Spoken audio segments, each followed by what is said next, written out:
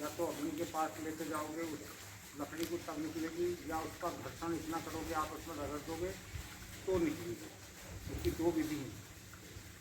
ऐसे ही हमें जब अगर भगवान की प्राप्ति की बात करते हैं, सब लोग मुक्ति की प्राप्ति की बात करते हैं, भक्ति की प्राप्ति करने की बात करते हैं, तो बहुत सारे लोग तो अहंकार बस सोचते हैं कि हम सीधा भगवान से ही जुड़ रहे हैं, भगवान से जुड़ रहे हैं, डायरेक्ट भगवान से कोई नहीं जुड़ सकता। ये नियम प्रकृति का नियम है कि जो 33,000 वोल्ट की लाइन जा रही है उससे डायरेक्ट बिजली अपने घर में नहीं जोड़ सकते।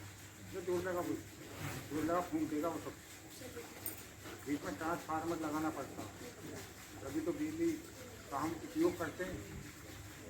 इसी प्रकार से गुरु जो होता है बीच में ट्रांसफार्मर का काम करता, तो इसलिए कहा गया कि बिना गुरु जो फेरत माला, बिना गुरु जो करता पूजा ध्यान, बिना गुरु का बेकार है कैसे संत जान। कि बिना गुरु के कोई भी व्यक्ति पूजा पाठ करता है तो उसका कोई लाभ नहीं मिलता। जैसे पूरी रात रहत चलाया, पतलाना नीचे लगाए नहीं तो पानी खेत में जाओगा या वहीं गिरता है। तो ऐसे गुरु पतलाने का काम करता है। जो हम भक्ति करेंगे तो वो हमें मिलेगी, और जब बिना गुरु के करेंगे तो वैसे ही बिना पतलाने वाली भक्ति है वो। लेकिन गुरु करो जान के, पानी पियो ठान के। गुरु को भी हम जानते ही नहीं, पहचानते नहीं, गुरु को देखा भी नहीं और गुरु मान लिया हमने। या अगर गुरु मिल भी गया तो ऐसा गुरु मिला जो ठग विद्या करता हो। तुम किसी परेशानी में जाओगे, तुम्हें 10 पहाड़ी धर के पढ़ावेगा, 10 उधर के पढ़ावेगा और तुम्हारी सारे क्रियाक्रम ऐसे कर देगा कि तुम पानी देने लायक ही नहीं। तेईस गुरु का त्याग कर दिया, क्योंकि वे गुरु नहीं थे, खाली नाम के गुरु थे।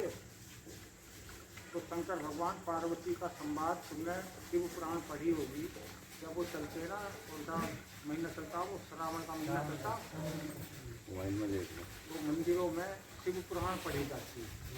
पढ़ा नहीं शिव मंदिरों में, जो वहाँ का पुजारी होता है, जो पंडित होता है, तो वो सुबह सुबह उसका मुख पढ़ता, शिव पुराण पढ़ता। तो सुनने वाले चले जाओ, बहुत दुनिया में भाई कि श्रावण के महीने में शिव पुराण पढ़ने से बड़ा पुण्य मिलता है, वहाँ जाकर बैठता। लेकिन खाली वो पढ़ लेंगे, सुन लेंगे, लेकिन उसका मतलब नहीं समझ लेंगे। तो उसका मतलब क्या है, क्या कह रही है शिव पुराण, उसका कुछ पता नहीं। बस जाकर बैठ गए, माथा टेक लिया, पंडित जी ने वो बात की किताब और हम आ गए। उससे क्या मिला उससे, उसका मतलब का तो पता ही नहीं क्या बोल रहा उसने। तो उसमें शिव पार्वती संवाद हैं बहुत सारे। तो पार्वती शंकर भगवान जी से पूछती है कि कलयुग के अंदर मुक्ति की प्राप्ति कैसे होगी, कि मोक्ष कैसे मिलेगा। तब उन्होंने बताया कि मोक्ष तब मिलेगा जब हम भक्ति करेंगे, या उपासना करेंगे, तब हमारी मुक्ति की प्राप्ति होगी। बिना भक्ति के मुक्ति नहीं मिल सकती। फिर भक्ति कैसे होगी, भक्ति का रास्ता क्या है। तब उन्होंने बताया कि कोई ऐसा प्राणी अगर तुम्हें मिलता है जो दान चढ़ावा ना खाता हो, आश्रम रूपी लंका ना बनाता हो, और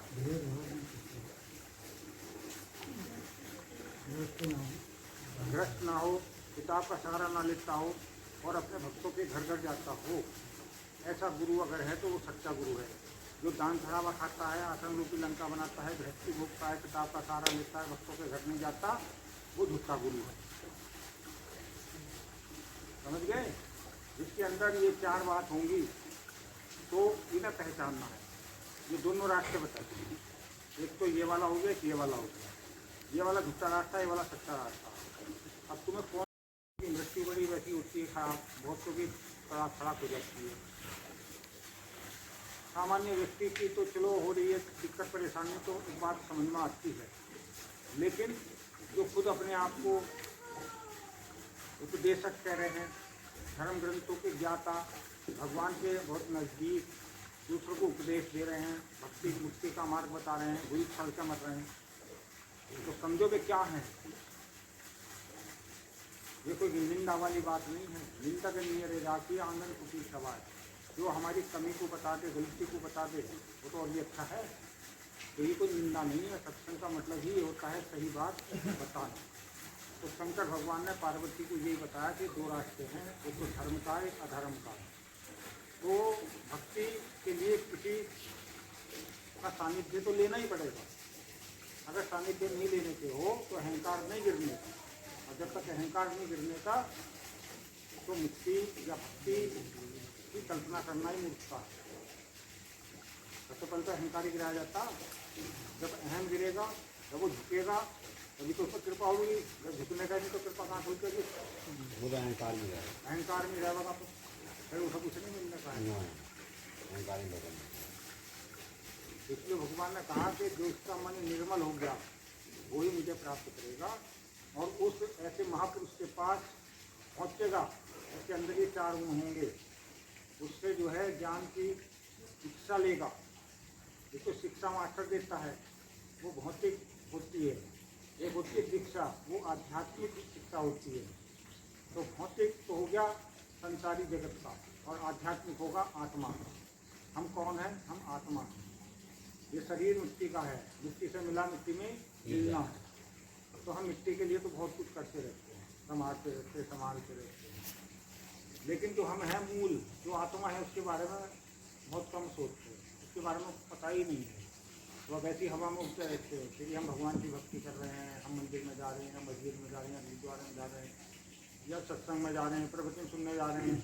फिर ये सारे सत्संग एक से ही हों, चलते रहो, कहीं से भी चलते रहो। लेकिन उन्हें ये नहीं पता वो सत्संग नहीं है, वे हैं ठगसंग।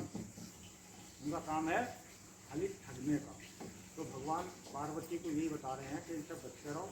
जो इनसे नहीं बचने का तो उन्हें यमराज पकड़ के ले जाओ। और तुम आज देख रहे हो बहुत सारे जो है जेलों में यमराज पकड़ के ले जाने, उन्हें जेल में तो पड़े, यम के ड्यूटी तो ले जा पकड़ के।